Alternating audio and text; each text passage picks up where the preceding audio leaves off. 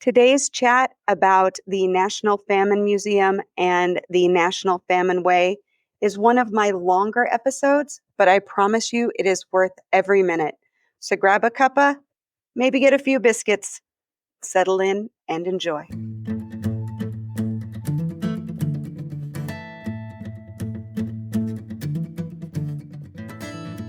Hey, thanks so much for joining me here again on the Traveling in Ireland podcast.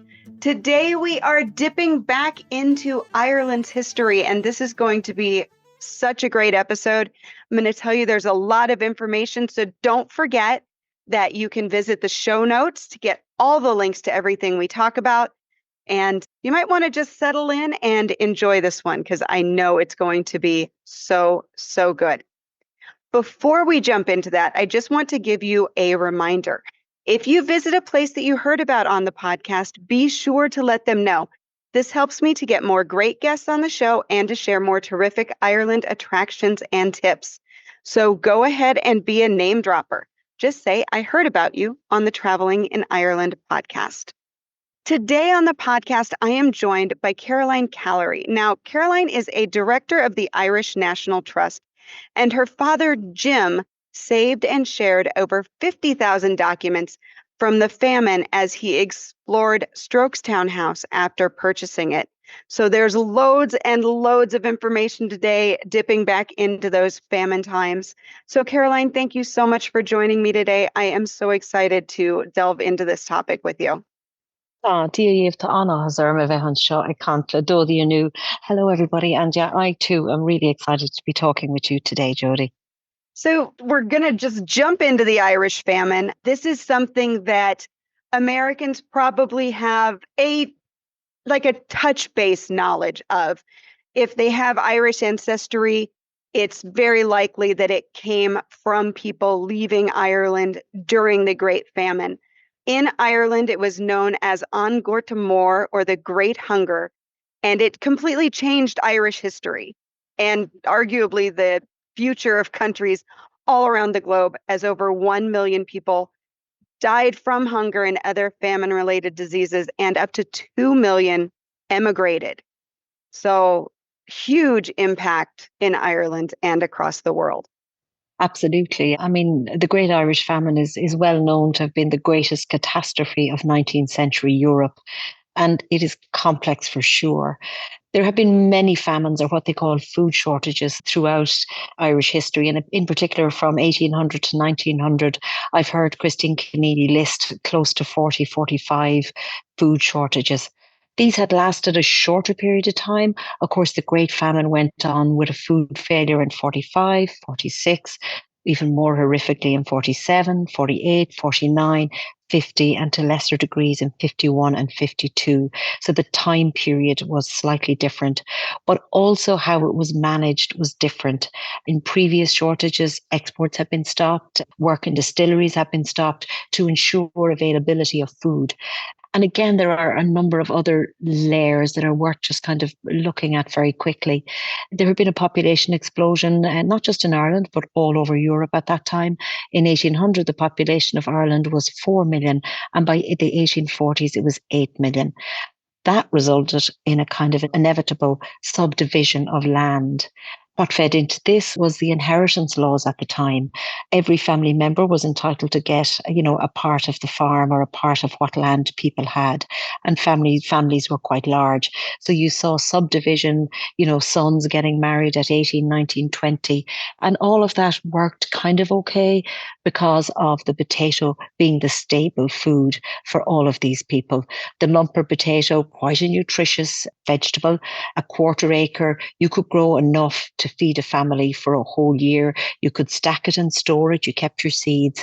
And so throughout the 20s and the 30s, this didn't pose a problem until the blight arrived in 1845. And that's where it all went horrifically wrong.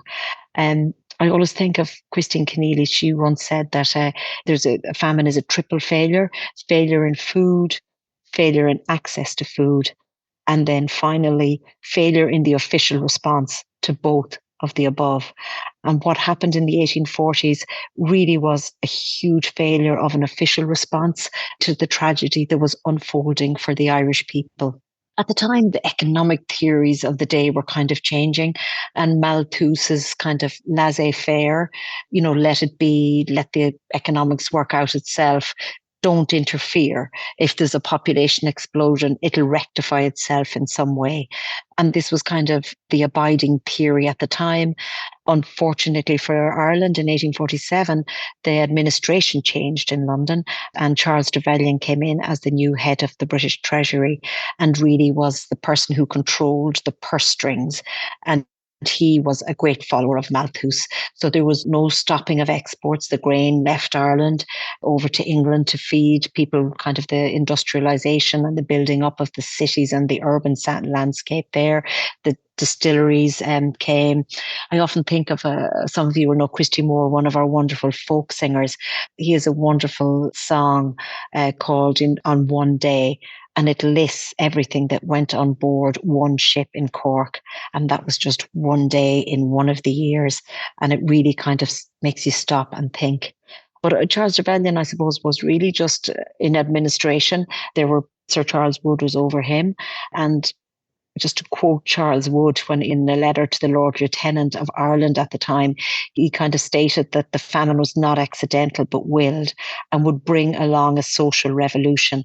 And a direct quote of, "A want of food and employment is a calamity sent by Providence. It has precipitated things with a wonderful impetus so as to bring them to an early head." So, I mean, a term like a wonderful impetus in the context of people starving and dying is absolutely gut-wrenching.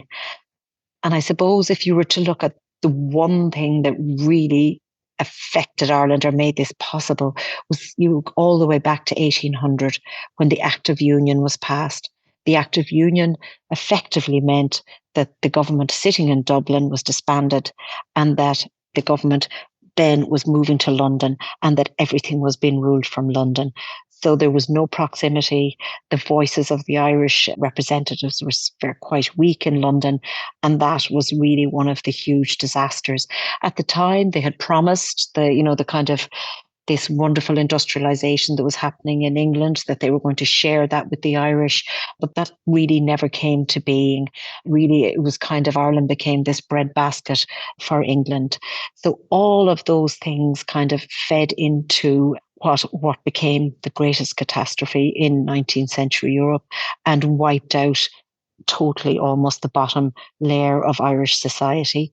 And as you say, Jody, really was the cause for the initial emigration schemes. Many of the landlords, like our landlord Dennis Mahan in Strokestown, knew that did some assisted emigration schemes, some not assisted, but we saw people fleeing Ireland. As you mentioned, the figure there is quite well known in the realms of about 2 million people. The country was depopulated. And it's amazing now to see that people quote like an Irish diaspora of 70 million people. Huge. It's huge. The emigration was mostly to America, but to many other countries as well. Obviously, England, Australia would be quite well known, where the orphan schemes, the orphan girls were sent out because that was, of course, a colony, really a penal colony at the time. So the influence is worldwide. South Africa, it's mind-boggling when you hear some of the locations that people emigrated to. And I think it's important to realize too that emigration wasn't just in the 1840s and the early 50s. Mm-hmm. That started what we call chain migration.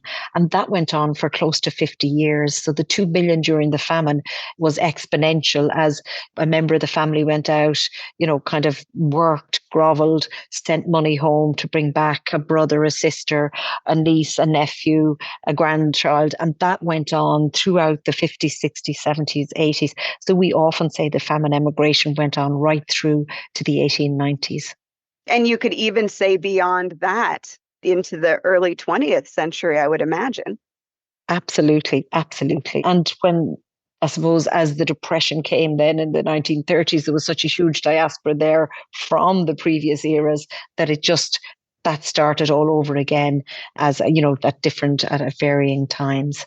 And that's those 17 million people have had. It's amazing to see the influence they've had all around the world over the centuries and even within decades. They were in positions of power, they were influencing politics.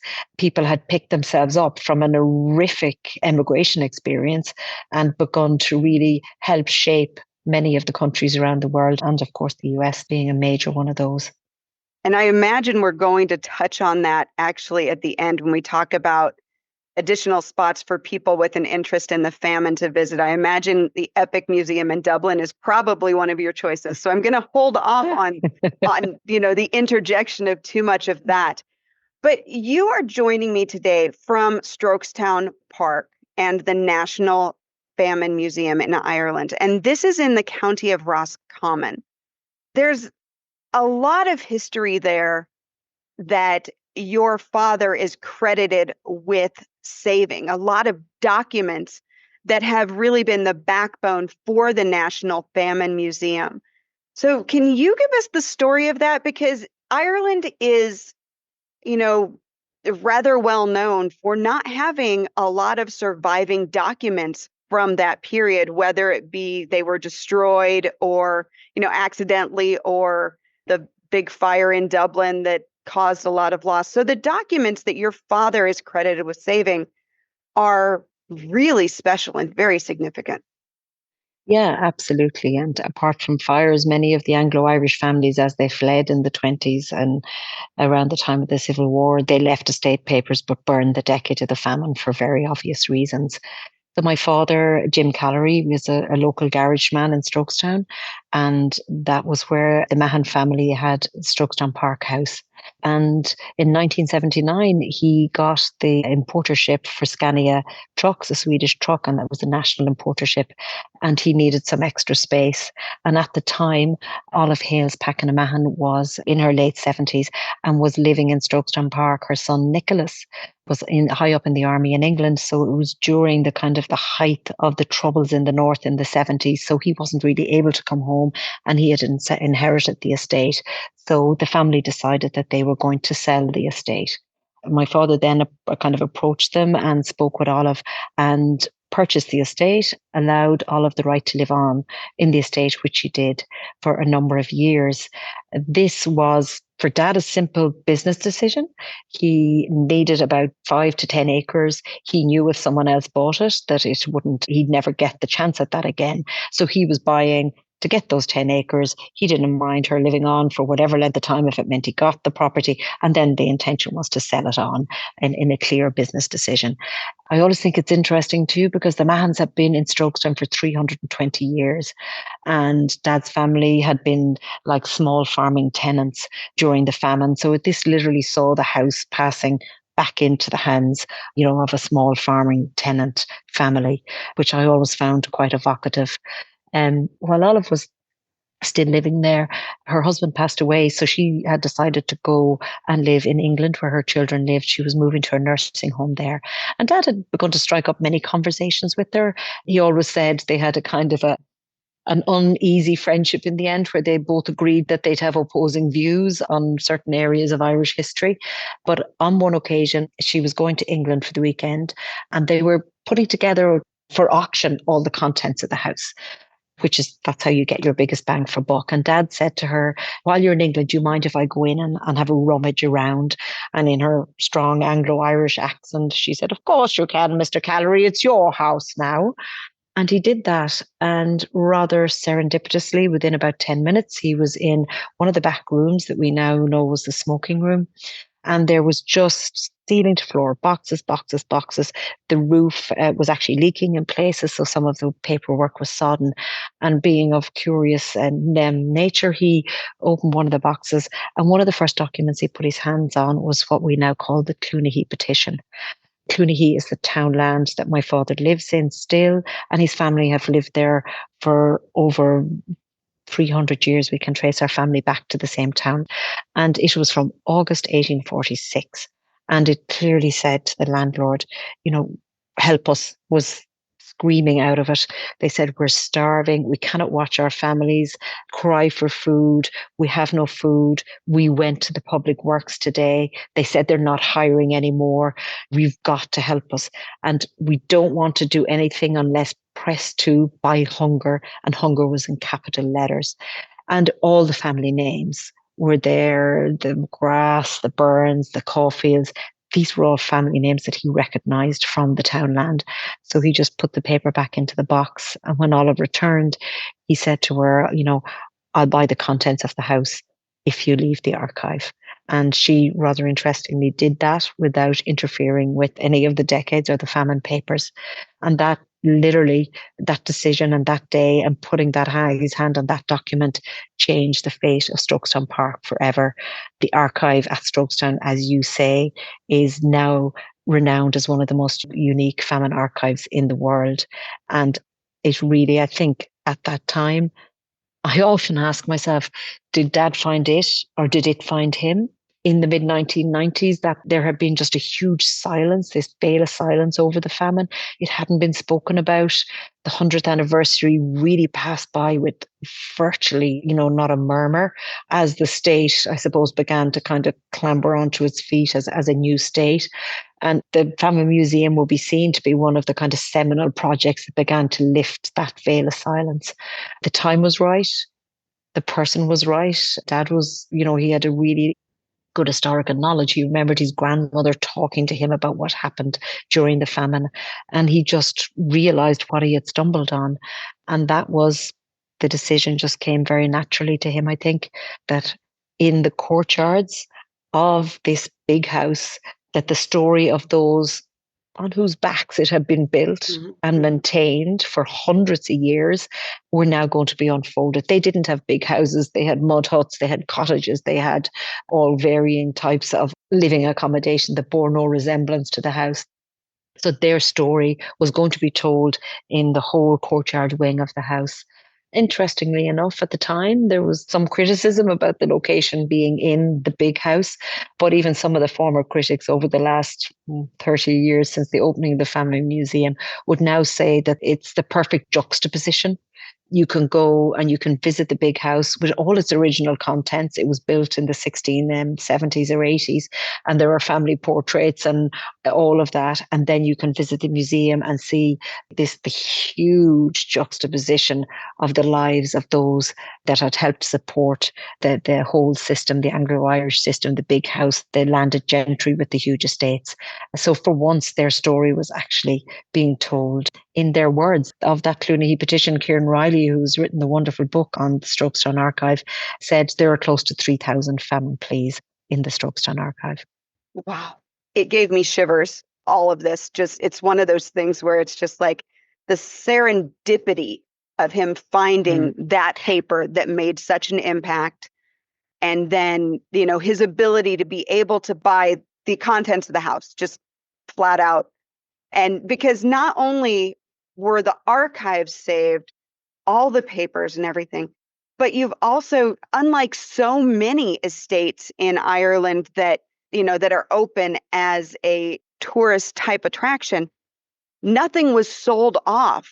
So it didn't have to be refilled. So what you're seeing has been there as the years went on. And that's a really unique thing as well. So it's like the history is all there from both sides. Oh, absolutely. And I mean, it's in, I think, just 5% of the houses in Ireland that has its original fixtures and fittings. And as you said, they're like I'm a director of the Irish Heritage Trust, and we have a number of other properties along with Strokestown Park. But all of the other properties, you had to go and source and go to auctions and buy. So you can put it back together, but it's a very different thing when you have the authenticity of a property and the story kind of built into the walls and the exact furnishing. And we are still in contact with the family. We have bought further items of furnishings back as they came up or anything of relevance. They brought a certain amount of stuff with them, and they have come back and they have, visited, and they've been through the Famine Museum. So it's interesting to see how the younger generation of the Mahan family are kind of beginning to kind of understand or get a grip on the history of their own family. And even watching them in the house, like it's saying, oh, I remember when Granny did whatever. So to them, it's like walking into their family history. To Irish visitors, it's walking into, I suppose, the sheer luxury that just one class, 10% of Ireland's population having 90% of the land.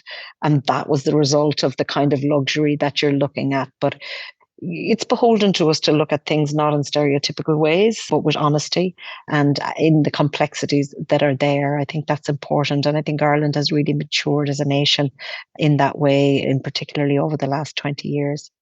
So when people visit Strokestown Park and the National Famine Museum, what can they expect of their visit when they're there? How much time do they need? Yeah, so I think the biggest mistake people make is they think we'll do half a day.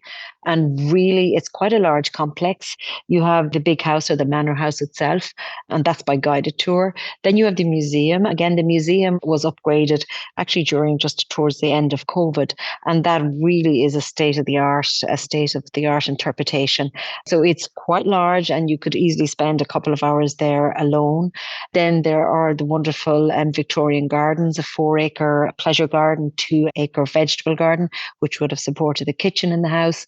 And there's a wonderful woodland walk as well, and quite a large cafe. So I think the biggest mistake people make is say, well, we'll do this in the morning and this in the afternoon. And then they find themselves, having to make choices to kind of miss one or other aspect. So yeah, allow yourself time. And again, I think plan a day. You need a bit of decompression time. It is dark tourism. So you need to kind of allow yourself that little bit of space as well. And a walk in the woodland or the gardens afterwards is always kind of really good for that. Amazing. Now, in addition to the house and the Famine Museum, the National Famine Way also begins in Strokestown, and that runs all the way to Dublin. Yeah, so the National Famine Way is what I think what I would call the making history visible part. It was developed from 2015 to 2019. So that is taking the story of the Strokestown emigration scheme during the famine and literally walking it out from behind the walls of the museum and the house and walking it through local communities from west to east through 7 council areas.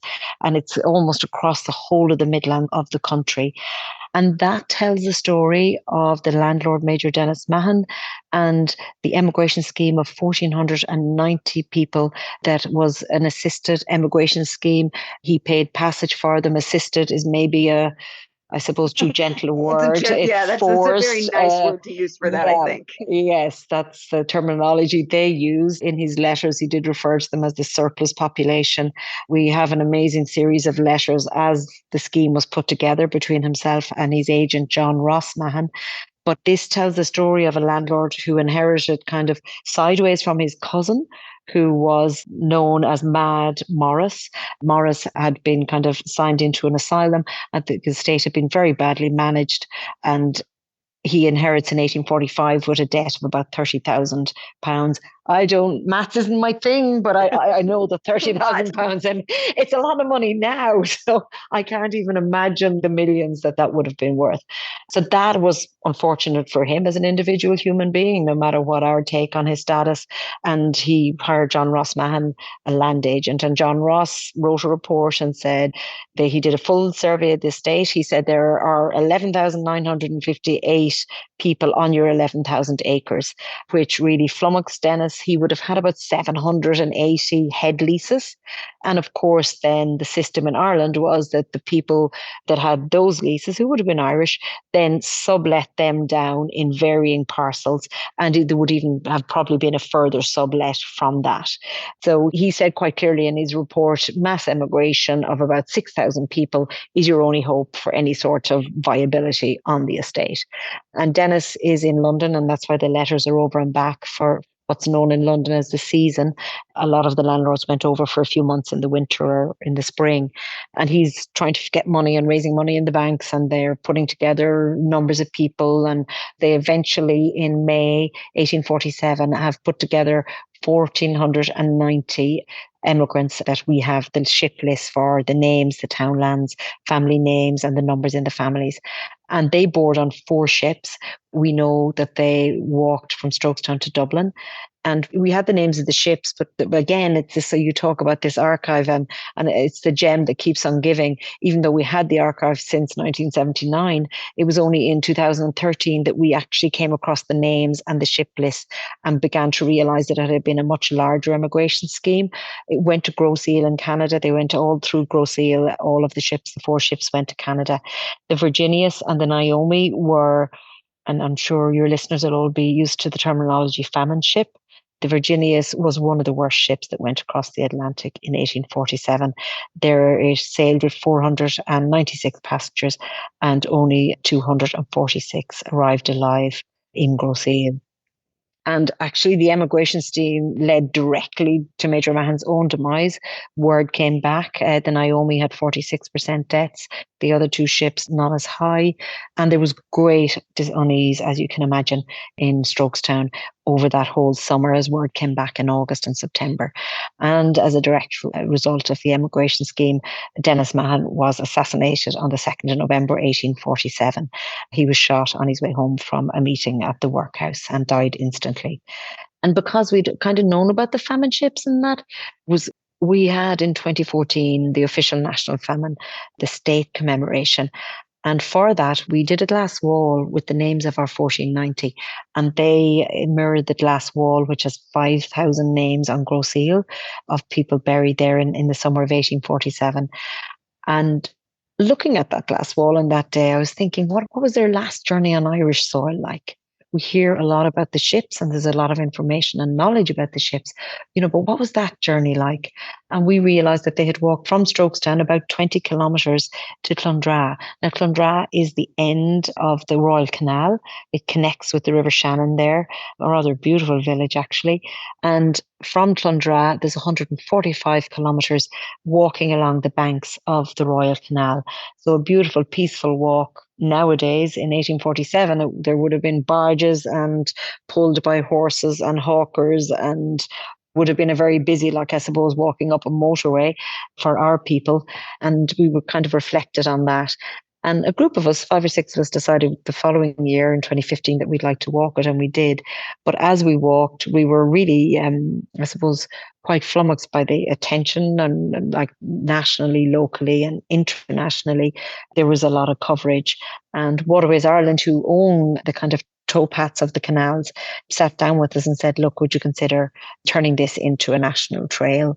They had about half the pathways done at the time, and they said by 2019, all the pathways should be in place. So, and we knew we had a lot of partners to build. There were 7 different councils along the route. We work with EPIC, who you mentioned. The Famine Way is actually topped and tailed by 2 iconic, deeply connected museums, the Famine Museum in Strokestown, and then you arrive on the quays in Dublin, right alongside the famine statues, the Jeannie Johnson and EPIC, the Emigration Centre. So we did a commemorative walk again in 2017, and then in 2019, the full trail was launched with all of the signage, with all of the pathways completed on time in Ireland, which was quite a little Irish miracle, I have to say.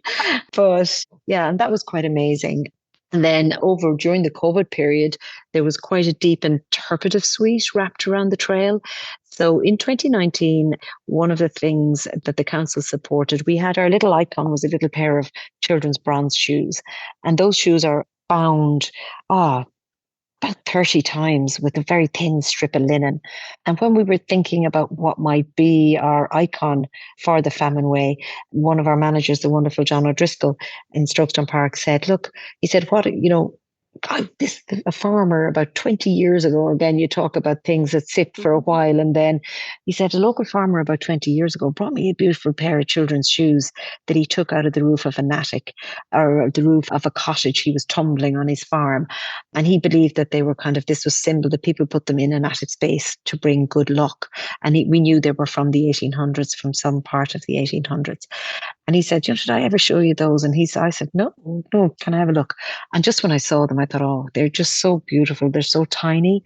And you just thought of walking in the footsteps immediately. And I had known that the Ballykilcline emigration scheme, it was a state scheme in September 1847, left from Strokestown.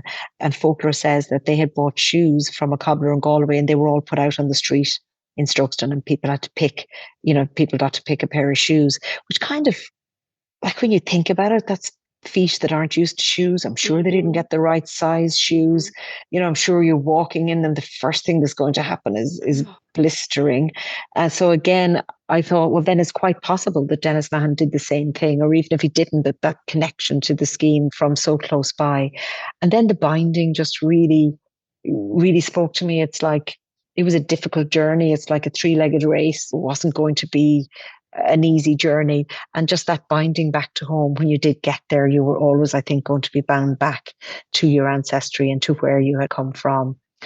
So we decided to get the little bronze shoes cast into little shoes cast in bronze. Mm-hmm. And we did over 32 pairs.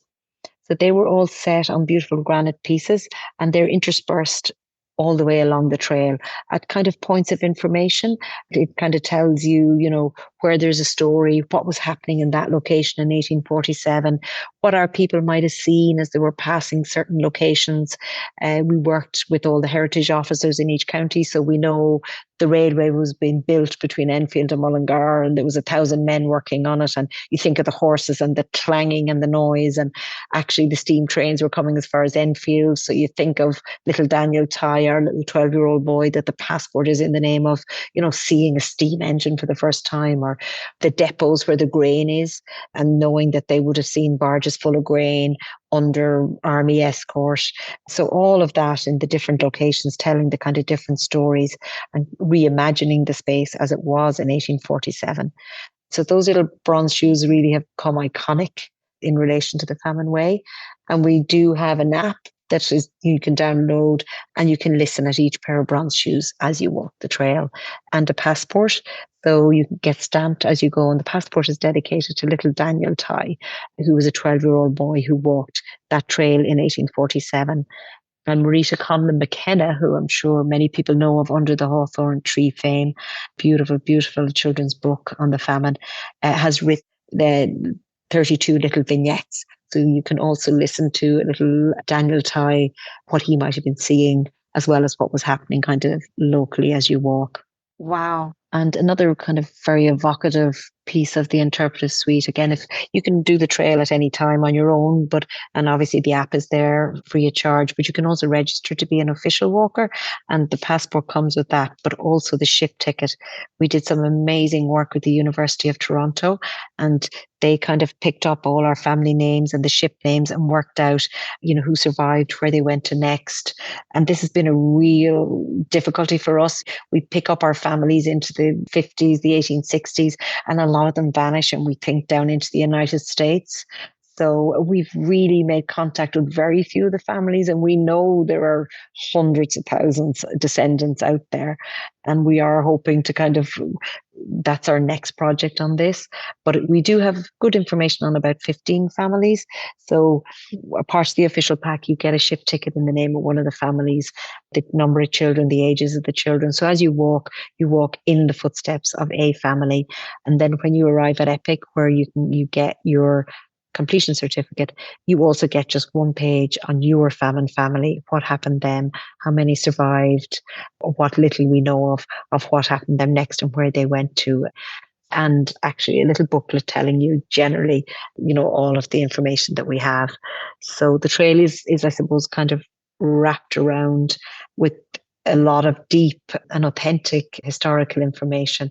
And I think this just shows, like, the ship tickets were a document in an archive. You can really bring archival and academic research to life in different formats. And I know that we did the trail in May there not too long ago. And I know one of the guys wrote me afterwards, and he was saying, walking the walk of the emigrant along the towpath engages the feet, the heart, the brain, and the soul. And I thought that was beautiful, because I thought, that says it all in a few words. But that is, I suppose, the story of how the Famine Museum has also kind of literally walked the history across the country. And it's lovely going through the local rural communities, because it makes it visible to not just, walkers who come to walk it, but also within the communities themselves, because all of the trails, the walkways are used locally. And, you see people touch the bronze shoes or put flowers on the bronze shoes or little coloured stones. Or so you can see how just even across Ireland that it's very much part of the Irish psyche, I think, as well as the diasporic psyche. Like when we did it in 2015, the first time, it was two things that really touched me. One was people in the local communities kind of coming, "Oh, are you the famine walkers?" And they were walking alongside you, and you knew there weren't people that usually were interested in history, or that they didn't quite even know why, but they just wanted to touch that part of it. And then the other thing, and this will always get me, on the second day of the walk in 2015, I got a phone call to say that in the Mediterranean, a ship had overturned off the coast of Italy, and that 600 migrants had drowned. And I knew that was the same number of our 1,400, or approximately, that had found a watery bed at the bottom of the Atlantic Ocean. And I just found it so hard to think that this was still happening, and that our past was somebody else's present, and how are the seas still so unregulated that shipping agents or anybody with a ship can still take such advantage over people fleeing whatever disaster they're fleeing. I mean, I will always say nobody leaves their family, gets up and leaves their home, everyone they've loved, everyone they've known, often going somewhere where they don't speak the language, like the Irish in Canada. Nobody does that for no reason. And nobody does that without a huge degree of heartbreak attached to it. So I found that very difficult. And we've always connected, like we had migrants walk with us in 2017 and 2019. And in the Famine Museum, it's always very important to us to connect with people who are still living the same experience today. Right. And you connect that through the global initiative, correct? The Global Irish Famine Way initiative. Is that right? Yes, that's right. So in 2021, 22, I was contacted by the Irish ambassador in Canada, who's based in Ottawa, and he had heard about the Famine Way, and he had said, "Look, I'd be very interested in maybe developing, part of the story over here." And we'd already begun to talk to the people in Liverpool, because of course our migrants, our 1490, didn't stop in Dublin. Their journey went on to Liverpool and went on to Canada and then spread all over the US. For example, Daniel Ty, our little 12-year-old boy who loses his mother, his father, and three of his siblings. So just himself and his sister survive, and they're orphaned. And he finds himself on this farm outside Quebec. He has 13 children, and we find four of them running a store in Los Angeles. But you take Quebec and Los Angeles, they're on Sunset Boulevard in Los Angeles running a store in the 1920s, 30s. So it's, that we know that our people kind of spread far and wide. And of course, it had been in my head that the trail would actually develop out further, definitely to Canada and further afield. So was delighted when the ambassador contacted me.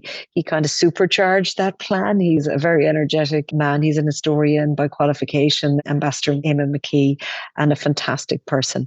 And we began to discuss maybe putting a pair of bronze shoes on Grosse Ile. And very quickly, once that conversation started, there was inquiries from many communities in Canada. And we had 15 pairs of bronze shoes that were put on board an Irish vessel, an Irish research vessel. And we were delighted when the Marine Institute brought the first pair of 15 bronze shoes, landed in Newfoundland in Canada in May. Likewise, our Liverpool partners and some of our Canadians then walked the trail at the end of May, carrying their bronze shoes. And these shoes then went to Liverpool and some further pairs to Canada. So there are pairs of Quebec, Toronto, Hamilton, Montreal, Kingston, Ottawa, St. John's, Newfoundland, St. John, New Brunswick. And at the moment, there are plans further afield then in a number of sites in Australia and in South Africa. And we are just now beginning the discussion in the United States with Professor Christine Keneally leading on that. Of course, she's from Ireland's Great Hunger Institute in Quinnipiac. So we would expect that the Global Irish Famine Way and the little bronze shoes will become actually one of the largest heritage trails in the world. Wow, that must just give you shivers. I can't even imagine it not affecting you hugely from something that was almost happenstance at the very beginning. Yeah, even saying that line, it's like my head is kind of shaking. And I think one of those moments was in St. John's, Newfoundland, where the first shoes arrived. There was this amazing 2-day celebration.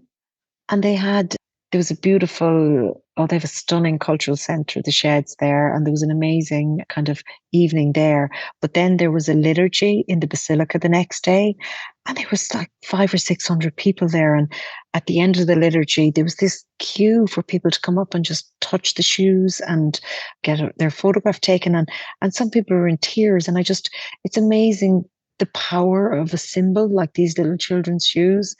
And it really made me understand, that connection for the diaspora, it to connect back to their story. And again, it's that binding that binds you back nearly despite yourself, I guess. And it's, these moments, as you can see now, I'm struggling a bit to talk, which doesn't happen so often, but yeah.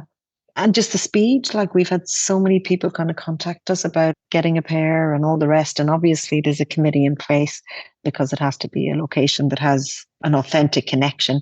And it's the speed which just happened in the last couple of years. I think when we did the walk in May, one journalist said that it had the potential to be the blood system that connects the Irish diaspora, both kind of physically and digitally, because you have the bronze shoes and then you have the QR codes that connect it all together, so that it was like this kind of this full system that worldwide could reconnect all of the people that started with the 2 million people during the famine and the chain migration as people were just dispersed. But yeah, sometimes it gives me the shivers. Oh, I bet. Wow. In a good way. So I can't imagine anybody listening to this is not curious about visiting now. I know that this has actually been on my own list to get to and to spend a lot of time and actually to walk the Famine Trail. It's been on my list since before COVID, and then COVID kind of messed it up and I haven't gotten to it yet, but it's definitely something that is high on my list of things to do. So can you tell us, I know I mentioned you're in County Roscommon, but where you are, how people can book, the best way to contact, social media they may want to follow. How can people learn more?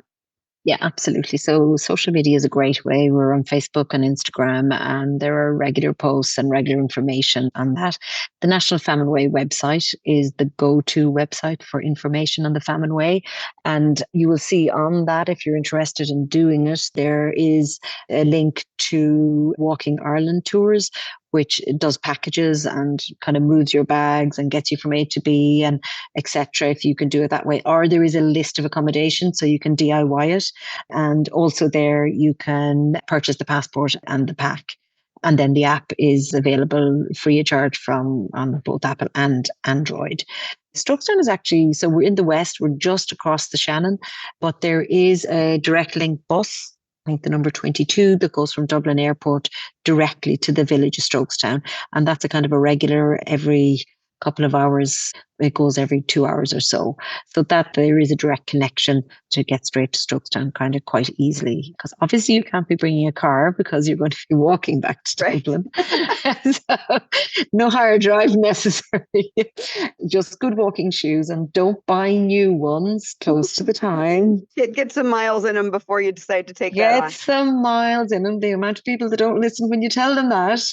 And then in the absence of that, bring lots of blistees. But yes, and I know one of our Liverpool people said to us that it was kind of demanding, transformative, emotional. Completing the National Famine Way is one of life's milestones. And I know that anyone that has done it, a number of people have come back to do it again, but everybody that has done it has felt some kind of shift in themselves. And that's something I think that makes it slightly different. It's not just another trail. It is a pilgrimage, I think, in honor of others that also kind of affects you deeply in yourself and your own kind of sense of your world. But the National Famine Way website is the go-to website. And as I said, there is a private provider who is, we're not connected with that, but they organize accommodation, etc., etc. Or there is the list of accommodation to kind of to work through yourself if you want to self-publish. And give yourself that first day just to visit Strokestown Park and take all that. Yes. Absolutely essential. And then I think give yourself a day in Dublin at the end.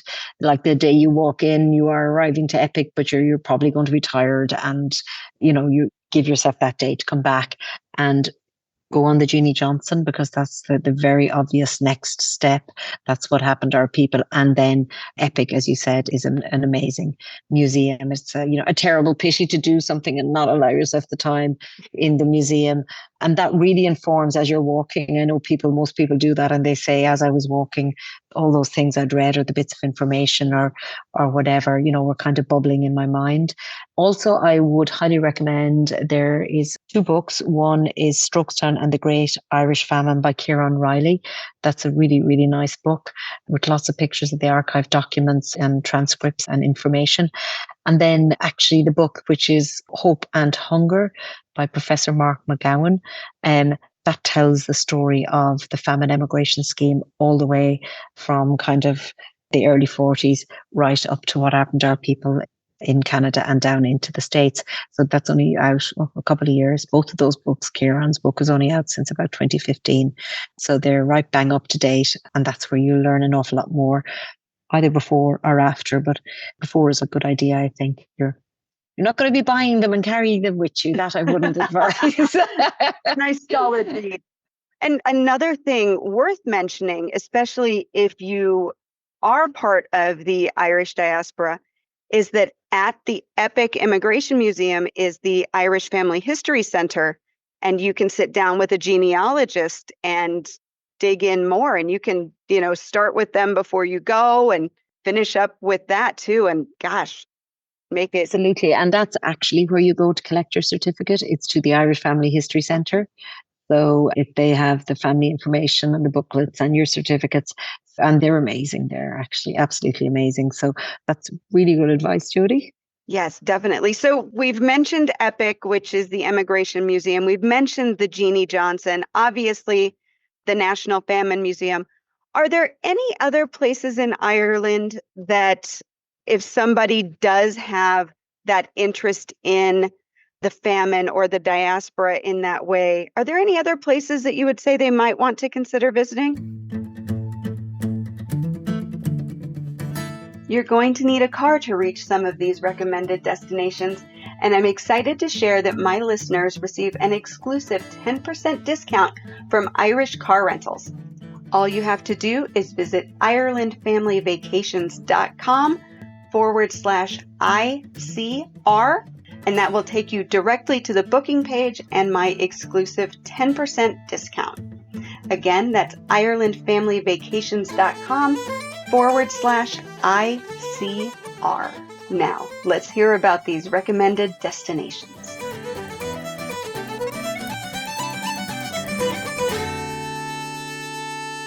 Yeah, so I would say the Dunbrody famine ship, which is down in Wexford. So that, and again, the Coolatin Estate emigration scheme, that tells kind of the story down in the kind of southeast of the country. The Portumna Workhouse, definitely in County Galway. That's open as a visitor attraction, and that's not terribly long, maybe 9 or 10 years. Mm-hmm. Workhouse system was the poorhouse system, and there were a number of them all over the country, and most of them kind of turned into county hospitals or were knocked down or whatever. But Portumna have an amazing display there, and that gives you a sense of what happened. I suppose those that didn't get an opportunity to emigrate. And again, it was the poorest of the poor that ended up in the workhouse. Horrific places, like you walked in as a family and they divided you into women, men and children. So husband, wives and children just never saw each other again. But yeah, the Portumna Workhouse is worth a visit. And one of my favourites is the deserted famine village in Slievemore on Achill Island. So if you are heading that way, and again, you can heading towards Mayo from Strokestown, it's just such an evocative little space. It's not an attraction. It's just this deserted village on a hillside in Achill. And you can see the bases of the cottage, and you can see the potato ridge is the bit that gets me every time. And they all just left together and went down over the mountains to the coast in an effort for survival. And it's just this windswept on the side of a hill. And you look at those ridges and you think they've been there since the 1840s. That's one of my, I suppose, little Yeah, lesser definitely. known spots. Definitely. Yeah. Seeing potato ridges, I think, is one of the most surprising and moving things. There is a spot actually just north of Ackle Island. It's called the Lost Valley. So it's Yes. just to the edge, that northern edge of Mayo, or the southern edge of Mayo, just north of Galway. Yeah. And that's another spot. Those ridges are just still there. Yeah. And the remains of the houses. Gosh, so You, moving. like we think 170 odd years is, and it's coming up to 180 is a long time ago, but it's not that long ago. No. And when you see potato ridges still in place, or like we did a schools program once and around 2013, and there was a little 13-year-old girl, and we were saying, talk to your grandmothers. And the number of stories whose grandmothers had heard stories of the famine from their grandmothers just made you realize how close it is. And actually, my father, little Daniel Ty, who the passport is connected with, and we know quite a bit about his family and his descendants. Well, my father was in Quebec in the year 2000. A local historian said to him, Jim, we have a descendant of one of the Strokestown people. Do you want to come and meet him? And he met Leo Ty, who was Daniel's grandson. Oh, Daniel had lived until 1924. He was nearly 80. And his grandson had lived with him till he was 17. So in the year 2000, my father met Daniel Ty's grandson, who told him the story that Daniel had told him about coming across on the ship and about being adopted and about there not being given provisions on the ship. So, I mean, that's just so close that it's kind of, again, one of those moments when the hairs, stands up on the back of your head. And then he had passed away, but for the gathering in 2013, we invited his son, Richard Ty, back home. So that was the first time in 167 years that one of the Ties had kind of set foot on Irish soil, which was quite an event in Strokestown. Yeah, it was quite amazing. so amazing. Well, Caroline, I can't even thank you enough for, gosh, the amazing history, the wonderful stories, and wow, there are no words. So thank you so much for your time and for sharing all of this. I know that my listeners are really, really going to enjoy it. And hopefully when they come, this is something that they're going to add to their itinerary because it's Yeah. well worth a visit. And you'll have to get your walking shoes on, Jody. And It will. 2026. This is my plan for 2026 because next year Okay. is crazy. Yeah. With family things, but we are planning a conference of the Global Irish Famine Way in 2027, actually. So you can have a look at that. And maybe I'll push it back a year. That would be amazing. One of our aims for that is to have 1,490 people walk a 5-kilometer stretch of the canal. So just to mirror the group. But yeah.